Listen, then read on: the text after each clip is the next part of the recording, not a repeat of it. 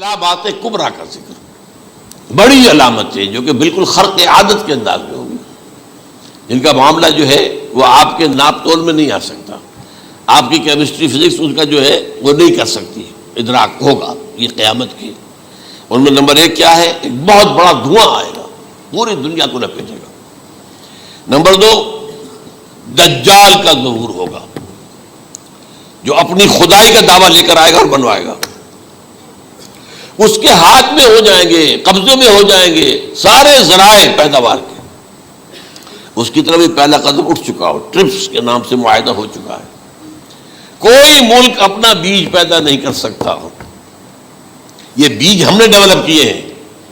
ان کے ڈیولپمنٹ سے پہلے تم ایک ایکڑ سے کتنی گندم لیتے تھے، آج کتنی لے رہے ہو؟ کس بنا پر؟ جینیٹکس کا جو کام ہم نے کیا ہے اس کی بنا پر ہو رہا۔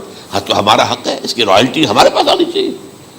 لہذا صرف ان اداروں سے، ملٹی نیشنل سے خریدا جائے گا بیج، اور بیج بھی وہ دیں گے وہ کہ جس سے جو فصل اگے گی وہ بیج نہیں لا سکتے، وہ بیج کا کام نہیں کر سکتے۔ جیسے آپ کو معلوم ہے کہ آپ کے ہاں جو گوشت کھایا جاتا ہے مرغے کا، تو مرغا وہ جو ہے اس میں مرغا ہو یا مرغی ہو، اس کے اندر کوئی وہ کیفیت ہی نہیں ہے۔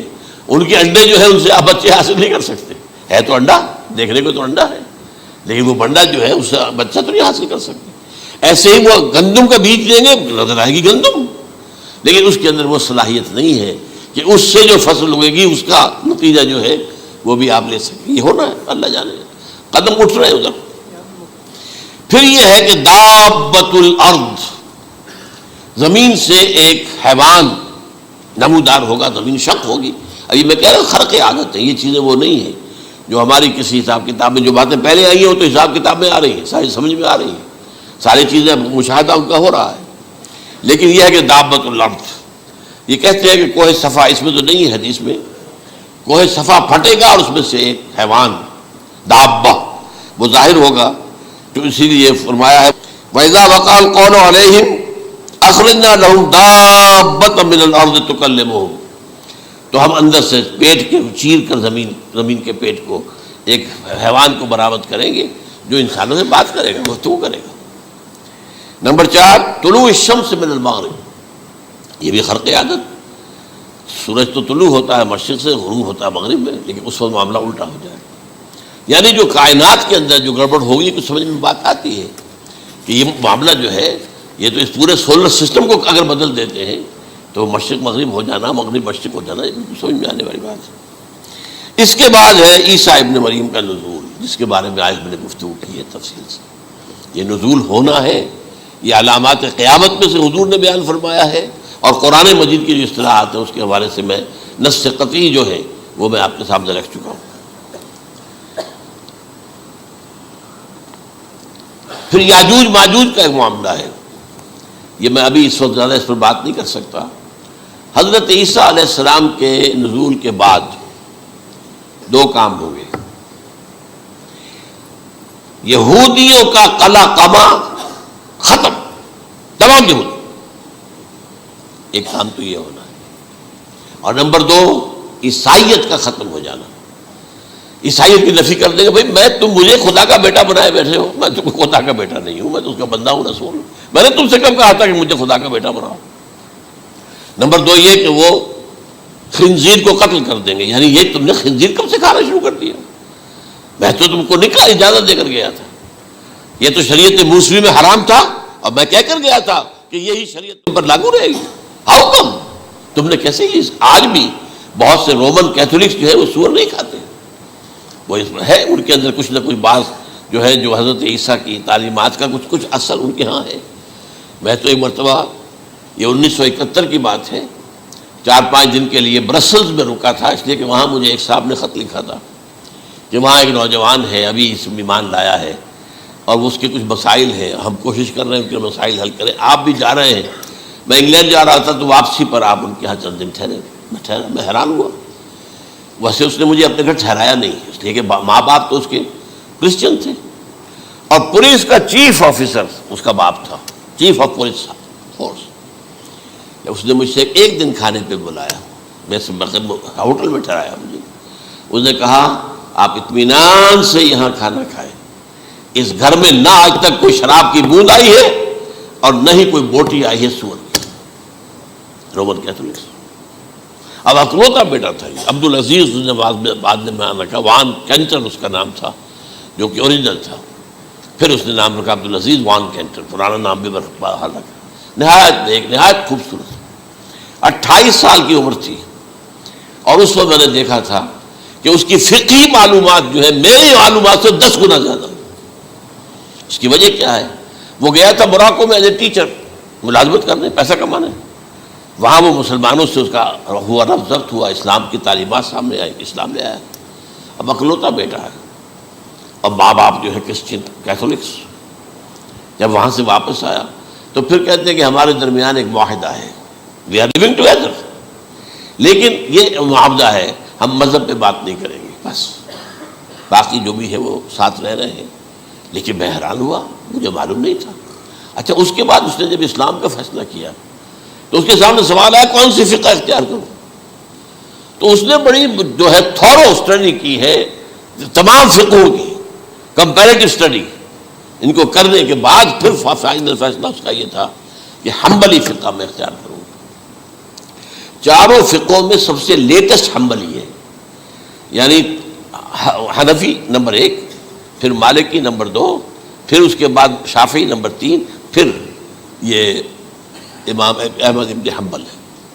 اور امام احمد ابن حنبل کے زمانے تک احادیث بہت بڑے پیمانے پر جمع ہو چکی تھی، جبکہ ابھی حضرت امام ابو حنیفہ کے زمانے میں کوئی اتنا زیادہ جو ہے حدیث کا بھی ذخیرہ نہیں بنا تھا. اسی پر تو لوگ حیران ہوتے ہیں کہ زیادہ حدیث امام ابو حنیفہ کے علم میں نہیں تھی، لیکن بجال ہے کہ ان کا کوئی فتویٰ جو ہے کتاب و حدیث کے کتاب و سنت کے خلاف ہو.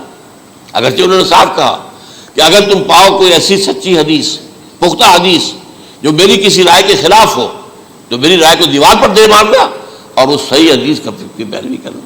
لیکن ویسے اس کے بعد یہ کمال یہ ہے کہ بہت ہی کوئی شاذ معاملہ ہے کہ جس میں ان کا کوئی فتویٰ وہ کتاب و سنت کے منافی ہو یا سنت کے منافی ہو. کتاب پہ تو سوال پیدا نہیں ہوتا، کتاب تو ساری ان کے سامنے موجود تھی. اس کے بعد یہ ہے کہ یاجوج ماجوج اصل میں بتا رہا تھا آپ کو کہ جب عیسائیت بھی ختم ہو گئی، یہود ویسے ختم ہو گئے، استیصال ہو گیا، جڑ کٹ گئی. اب عیسائیت گویا کہ اسلام میں ضم ہو گئی. عیسائیت مذہب ختم، یہودی خود ختم. اب یہ طاقت کتنی ہو جائے گی؟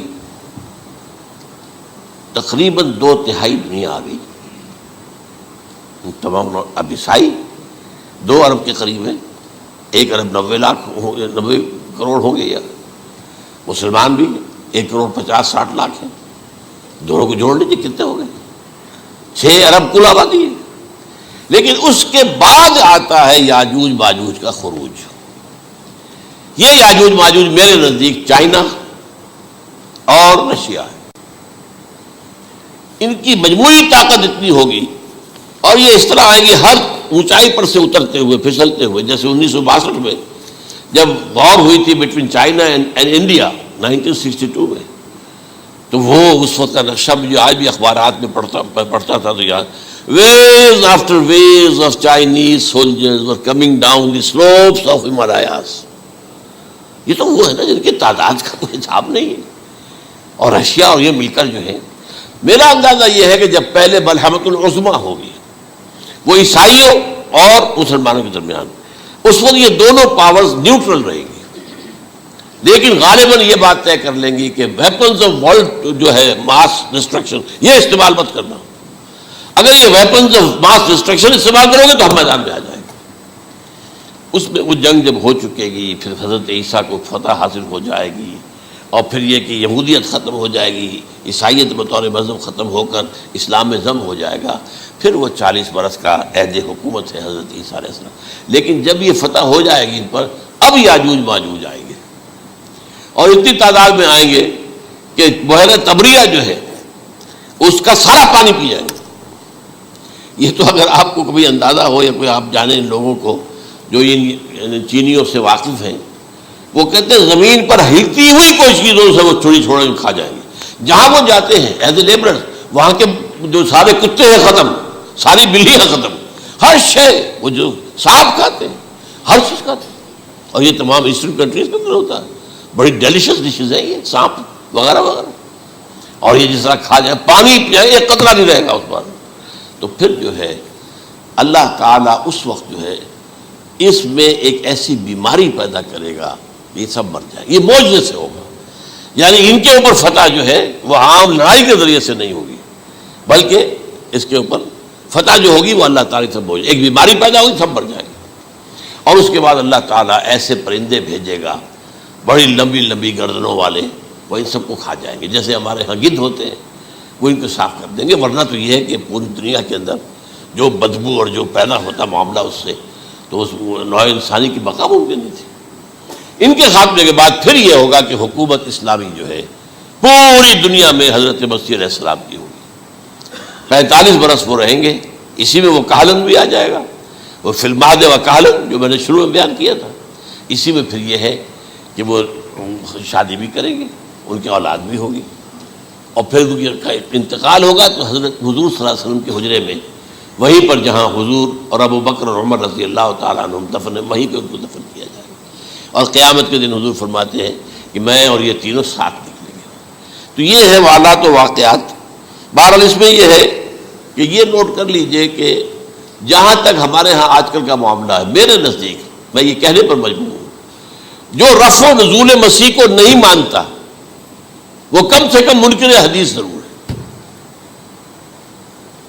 میں اس سے کم کا فتویٰ نہیں دے سکتا. اب یہ ہے کہ جو لوگ مہدی کو نہیں مانتے ان کا معاملہ میں مختلف سمجھتا ہوں. چند منٹ لے رہا ہوں آپ کے، اور اس لیے کہ ان کی حدیثیں صحیحین میں نہیں ہیں، بخاری مسلم میں نہیں. اور یہ کہ بہرحال ان کا معاملہ جو ہے وہ ایسا نہیں ہے حضرت عیسیٰ کا. حضرت عیسیٰ کے آنے کا جو کچھ ہوگا وہ تو میں نے آپ کے سامنے بیان کر دیا. لیکن یہ ہے کہ حضرت مہدی ہمارے نزدیک اس میں خرق عادت کوئی ہے ہی نہیں. جیسے ہر صدی کے مجدد ہوتے ہیں، آخری صدی کے مجدد وہ ہوں گے، اور میرے نزدیک یہی آخری صدی ہے، اور اسی میں حضرت مہدی کا ظہور ہو جانا. سعودی عرب میں کوئی خانہ جنگی ہوگی کسی بادشاہ کے انتقال پر، اور پھر اس وقت یہ ظاہر ہوں گے. اس وقت ملک کے حالات کو سنبھالنے کے لیے لوگ ان کو زبردستی نکالیں گے، چھپے ہوئے ہوں گے ایک گھر میں. یہ حضرت ام سلمہ رضی اللہ تعالی عنہ کی روایت ہے کہ ایک بادشاہ کے انتقال پر یہ خانہ جنگی ہو جائے گی، اور ایک شخص مدینے سے بھاگ کر مکے میں چھپ جائے گا. یہ تو ہے ان کے الفاظ، میں توجیہ کر رہا ہوں. یہ لوگ ان کی طرف دیکھ رہے ہوں گے کہ یہ جو وقت آیا ہے فتنے کا ہماری قوم پر، ہمارے ملک پر، تو ان کی شخصیت ایسی ہے کہ یہ بیچ میں آئیں، صلح صفائی کرائیں، اور وہ جو ہے اس ذمہ داری سے بچ کر بھاگیں گے اور جا کر مکے میں چھپ جائیں گے. پھر لوگ انہیں تلاش کر کے نکالیں گے اور زبردستی ان کے ہاتھ پر بیعت کریں گے، ورنہ وہ اتنے بڑے منصب کو. اور پھر یہ بھی ہے، ایک حدیث میں آتا ہے یصلح فی لیلۃ واحدہ، ایک رات میں ان کی مکمل اصلاح کر دیں گے. یعنی اگر کوئی تھوڑا بہت نقص اور عیب کوئی ہوا بھی، کوئی کمی کوتاہی ہوئی بھی، تو اللہ تعالیٰ ایک رات میں اصلاح کروا دیں گے. لیکن ہمارے نزدیک اس قدر کوئی خرق عادت ہے ہی نہیں. البتہ جو کہتے ہیں اہل تشیع، وہ خرق عادت ہے کہ ان کے 12ویں امام جو ہے وہ بچپن ہی کے اندر اس خوف سے کہ جو بنو عباس بادشاہ ہیں وہ ان کو قتل کر دیں گے، تو وہ ایک غار میں چھپا دیے گئے. اب وہ 1200 برس سے اس غار کے اندر چھپے ہوئے، اور اس کے بعد وہ ظاہر ہوگی، وہ امام مہدی ہوں گے. اس میں خرق عادت ہے. لیکن میں یہ کہتا ہوں کہ محض خرق عادت کی بنیاد پر ہم اس کی نفی نہیں کریں گے. کیوں؟ کیا ہم یہ نہیں مانتے کہ اصحاب کہف 300 برس تک سوئے رہے؟ یہ کیا عام بات ہے؟ حضرت عزیر علیہ السلام اللہ نے انہیں موت دی، موت، اور 100 برس کے بعد زندہ کر کے اٹھا لیا. تو خرق عادت حضرت عیسیٰ کو ہم اتنا بڑا خرق عادت مانتے ہیں کہ اٹھا کر آسمان پر، تیسرے آسمان کے اوپر ہیں، موجود ہے، اب بھی ہے. شب معراج میں تیسرے آسمان پر حضور کی ملاقات ان سے ہوئی. تو یہ خرق عادت کی بنیاد پر نفی نہیں ہم کرتے. ہو سکتا ہے، لیکن یہ کہ اس کے لیے ہمارے پاس کوئی دلیل نہیں، کوئی احادیث نہیں، کچھ نہیں، اس لیے ہم اس کو نہیں مانتے. البتہ خود وجود جو ہے حضرت مہدی کا وہ کوئی عجیب بات نہیں ہے. وہ تو جیسے پہلے بھی آئے ہیں ہمارے مجددین، ایسے مجدد ہوں گے اور دین کو تازہ کر دیں گے. ایک صحیح اسلامی ریاست جو ہے وہ عرب میں قائم ہو جائے گی دوبارہ. حضور نے فرمایا وہ عدل اور انصاف سے عرب کو اسی طرح بھر دے گا جیسے کہ وہ اس سے پہلے ظلم اور جور اور زیادتیوں کے اس سے بھری ہوئی ہوگی. تو یہ کام ہوگا، یہ تو مجدد کا کام ہوتا ہی ہے. اس حوالے سے لیکن بہرحال میں نے پھر بھی کہا کہ اگر احادیث کی کمزوری کی وجہ سے کہ صحیح عین میں نہیں ہے، اگر کوئی شخص انکار کرے تو مجھے کوئی اعتراض نہیں ہے، ٹھیک ہے، لیکن جو حضرت عیسیٰ کے نفع سماوی اور حضرت عیسیٰ کے نزول کا انکار کرتا ہے وہ کم سے کم، میں انہیں اور آگے کوئی فتویٰ نہیں دیتا کہ وہ کافر ہو گئے یا یہ ہو گیا یا وہ ہو گیا، لیکن منکر حدیث کے لائن میں تو وہ لازماً کھڑے ہو